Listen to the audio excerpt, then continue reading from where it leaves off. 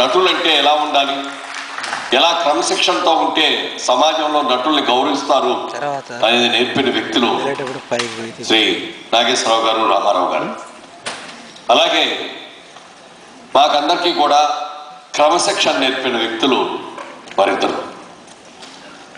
ఈ రోజున ఇవాళ హీరోలను అందరికీ చూసుకుంటే ఆ హీరో ఆయన తీసుకున్నాడు, ఈ హీరో ఆయన తీసుకున్నాడని ఒకరికొకరు పోటీలు పడి రెమ్యూనరేషన్ పెంచుకుని పరిశ్రమ బతికి బట్టలేని పరిస్థితులు చేస్తున్న ఈ కాలంలో ఈ సందర్భంగా చాలా రోజుల క్రితం నాగేశ్వరరావు గారు ఒక మాట చెప్పారు.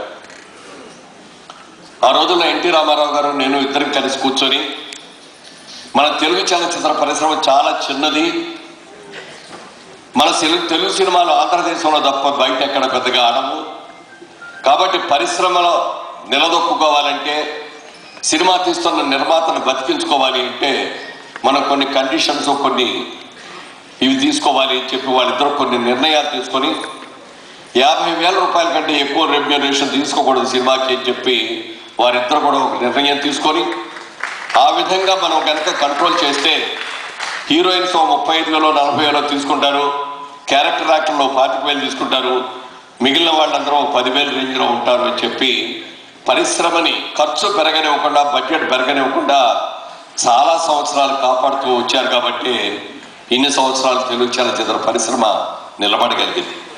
కానీ వాళ్ళ పరిస్థితి చూస్తుంటే పోటీ పడి రెమ్యూనరేషన్స్ పెంచుకుంటూ నిర్మాత ఒకసారి సినిమా తీసిన నిర్మాత మళ్ళీ తీయలేని పరిస్థితి వస్తుంది.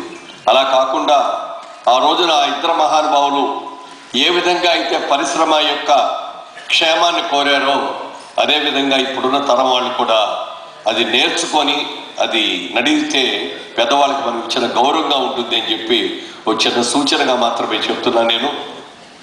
అలాంటి అక్కినేని నాగేశ్వరరావు గారి జన్మదినాల సందర్భంగా జంట నగరాల్లో ఉన్న అసోసియేషన్ అందరూ రకరకాలుగా ఈ కార్యక్రమాల్ని జన్మదిన వేడుకల్ని దాదాపుగా 15 రోజుల పాటు నిర్వహిస్తూ మరి ఎంతోమంది కళాకారుల్ని గుర్తించి వాళ్ళకి వారి పేరు మీద స్వర్ణ కంకణాలు ఇవ్వటం కానీ సత్కారాలు చేయటం కానీ చేస్తున్నారు. ఈ రోజున రాగరాగని వారు గిరిబాబు గారికి స్వర్ణ కంకణ సత్కారం చేస్తున్నారు. ఈ కార్యక్రమంలో మరి నాగేశ్వరరావు గారు స్వయంగా వచ్చి వారు ఆ స్వర్ణ కంకణాన్ని ఇచ్చి ఆశీస్సులు అందజేయటం అంటే ఎంతకంటే మహాభాగ్యం, ఎందుకంటే పెద్ద అవార్డు ఇంకోటి ఉండదని నేను భావిస్తున్నాను.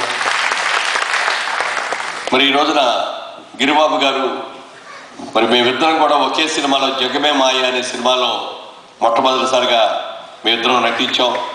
అది నాగేశ్వరరావు గారి సినిమా దేవదాసులోని జగమే మాయ పాటతో మా టైటిల్ కూడా రావటం, తర్వాత వారితో మేమిద్దరం కూడా కలిసి నటించే అవకాశం రావటం నిజంగా మా అదృష్టం. అంటే ఒక విధంగా గిరిబాబు చూస్తే నాకు ఈర్షి కూడా. నాకు నాగేశ్వరరావు గారి సినిమాలన్నీ చిన్నప్పటి నుంచి చాలా ఇష్టమైన మేమిద్దరం ఒకే సినిమాలో వచ్చిన మంచి అవకాశం, ముందు అవకాశం గిరిబాబు గారికి వచ్చింది. నాగేశ్వరరావు గారితో కలిసి నటించే అవకాశం. ఆ రోజున అనుకునేవాడు, అయ్యో గిరిబాబు కొట్టేశాడు, ఈ ఛాన్స్ మనకు రాలేదే, మనకి ఎప్పుడు వస్తుందని. చాలా రోజుల తర్వాత 2 సంవత్సరాలు లేట్గా అయినా తర్వాత వారితో కలిసి నటించే అవకాశం వచ్చింది.